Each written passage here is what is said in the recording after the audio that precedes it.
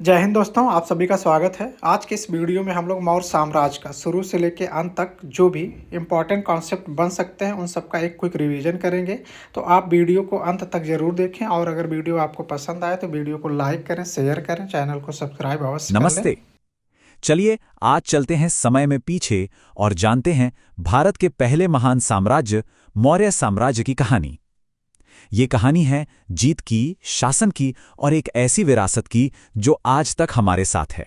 Screen पर जो दिख रहे हैं वो हैं सम्राट अशोक, इतिहास के सबसे महान शासकों में से एक, और उनके साथ है मौर्य साम्राज्य का वो विशाल नक्शा। सोचिए, ये वो पहला साम्राज्य था जिसने भारतीय उपमहाद्वीप के इतने बड़े हिस्से को एक साथ जोड़ा था। पर सोचने वाली बात यह है कि 2300 साल पुराने एक सम्राट का आज के आधुनिक भारत के प्रतीकों से क्या लेना देना हो सकता है। खैर, इस चर्चा के आखिर तक ये राज भी खुल जाएगा। तो चलिए शुरू करते हैं हमारा पहला हिस्सा, एक साम्राज्य का जन्म। कहानी शुरू होती है एक पावर वैक्यूम से, जहां से एक नए राजवंश का उदय हुआ। बात है 4वीं शताब्दी ईसा पूर्व की। उस वक्त भारत में काफी उथल पुथल मची हुई थी। मगध पर तो शक्तिशाली नंद साम्राज्य का राज था। फिर एंट्री होती है सिकंदर महान की 326 ईसा पूर्व में। वो हमला तो करता है पर उसकी सेना आगे बढ़ने से मना कर देती है। और फिर 323 ईसा पूर्व में उसकी मौत के बाद उत्तर पश्चिम भारत में एक बहुत बड़ा पावर वैक्यूम बन गया। मतलब किसी भी ताकतवर इंसान के लिए ये एक सुनहरा मौका था। और इस मौके को भुनाया दो कमाल के लोगों ने।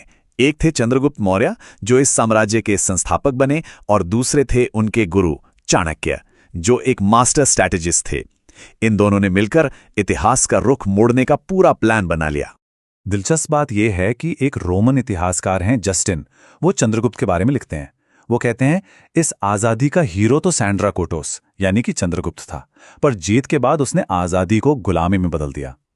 मतलब इससे पता चलता है कि चंद्रगुप्त किस पतली सी लाइन पर चल रहे थे, पहले लिबरेटर और फिर एक छत्र राजा। तो चाणक्य की प्लानिंग के साथ चंद्रगुप्त ने सबसे पहला काम किया नंदों की राजधानी पाटलिपुत्र को जीतना।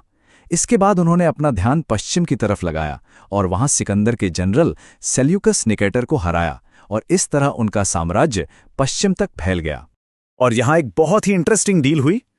इस जीत के बाद एक संधि हुई जिसमें चंद्रगुप्त ने सेल्यूकस को 500 लड़ाकू हाथी दिए, और इसके बदले में क्या मिला?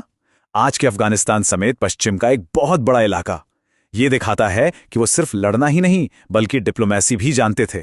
क्या कमाल का कॉम्बिनेशन था। ठीक है, तो इतना बड़ा साम्राज्य जीतना तो एक बात हो गई, पर उसे चलाना वो बिल्कुल अलग कहानी है। तो अब देखते हैं कि मौर्यों का ये पूरा एडमिनिस्ट्रेटिव सिस्टम, ये पूरी मशीनरी आखिर चलती कैसे थी।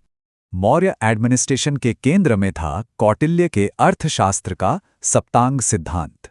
सप्तांग मतलब 7 अंग। इस थ्योरी के हिसाब से एक राज्य बिल्कुल एक शरीर की तरह होता है जिसके 7 सबसे जरूरी हिस्से हैं। सबसे ऊपर यानी दिल की जगह राजा, जिसे स्वामी कहा गया, पर वो अकेले कुछ नहीं कर सकता। उसे चाहिए मंत्री यानी अमात्य, एक भरा पूरा खजाना यानी कोष, और एक ताकतवर सेना जिसे दंड कहते थे। मतलब जैसे शरीर का हर अंग जरूरी है वैसे ही राज्य का भी। और हां, राजा सब कुछ अकेले नहीं करता था। उसकी मदद के लिए एक पूरी मंत्री परिषद थी और साथ में एक बहुत ही ऑर्गेनाइज्ड ब्यूरोक्रेसी। इसमें 18 बड़े अधिकारी होते थे जिन्हें तीर्थ कहा जाता था। सोचिए, इसमें मुख्यमंत्री से लेकर सेनापति और युवराज तक सब शामिल थे। इकोनॉमी पर उनका कंट्रोल तो मतलब कमाल का था। आप अंदाजा लगाइए, 27 अलग अलग सुपरिंटेंडेंट थे जिन्हें अध्यक्ष कहते थे, और हर अध्यक्ष इकोनॉमी के खास हिस्से का एक्सपर्ट था।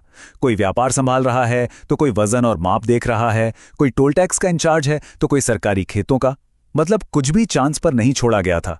उस जमाने में इतनी बड़ी सेंट्रली प्लान्ड इकोनॉमी शायद ही दुनिया में कहीं और थी। अब इतनी बड़ी मशीनरी को चलाने के लिए पैसा कहां से आता था? जाहिर है, एक बहुत ही सोफिस्टिकेटेड टैक्स सिस्टम से। सबसे मेन था भाग, जो कि लैंड टैक्स था, उपज का छठा हिस्सा।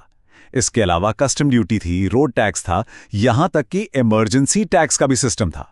चलिए अब कहानी को आगे बढ़ाते हैं और बात करते हैं इस साम्राज्य के सबसे मशहूर शासक अशोक की। और ये कहानी है कि कैसे एक बहुत ही भयानक युद्ध ने एक विजेता को पूरी तरह से बदल कर रख दिया। साल था 260 ईसा पूर्व। अशोक ने कलिंग पर हमला किया। ये एक बहुत ही विनाशकारी लड़ाई थी। मौर्य जीत तो गए, लेकिन जीत की कीमत बहुत बहुत ज्यादा थी। उस युद्ध में हुए खून खराबे ने अशोक को अंदर तक हिला दिया और उनका दिल हमेशा के लिए बदल गया। अशोक का ये जो ट्रांसफॉर्मेशन था, इसे हम 4 स्टेप्स में देख सकते हैं। पहला स्टेप, क्रूर जीत। दूसरा, उस जीत पर गहरा पछतावा। तीसरा, बौद्ध धर्म को अपनाना। और चौथा और सबसे जरूरी, धम्म यानी नैतिक शासन को बढ़ावा देना। उन्होंने अपनी सोच को, अपने संदेशों को पूरे साम्राज्य में चट्टानों और खंभों पर खुदवा दिया। एक शिलालेख में वो कहते हैं, सभी लोग मेरी संतान हैं। मैं चाहता हूं कि उन्हें हर तरह की तरक्की और खुशी मिले। यही उनकी नई गवर्नेंस पॉलिसी का निचोड़ था।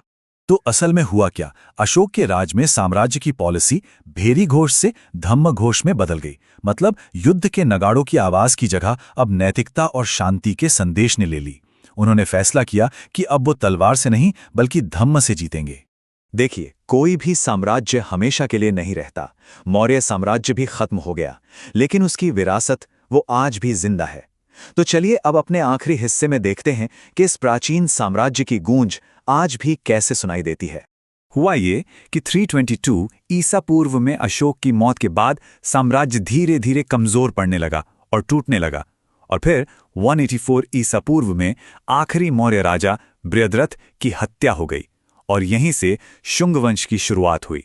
मौर्यों का राजनीतिक दौर खत्म हो गया, लेकिन उनकी सांस्कृतिक विरासत कभी खत्म नहीं हुई। और यहीं पर हमें हमारे पहले सवाल का जवाब मिलता है। 1947 में जब भारत आज़ाद हुआ तो सारनाथ में अशोक के बनवाए स्तंभ के ऊपर जो शेर की मूर्ति है, उसी को भारत का राष्ट्रीय प्रतीक यानी हमारा नेशनल एम्ब्लेम बनाया गया।